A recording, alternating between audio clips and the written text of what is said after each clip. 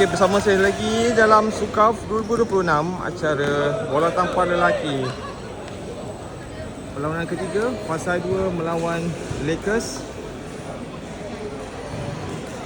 Okey, kita berikan tepukan gemuruh kepada kedua-dua pasukan.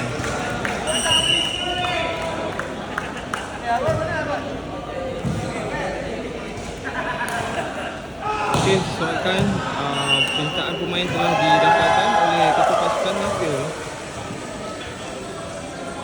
Dan perlawanan akan dimulakan sebentar lagi.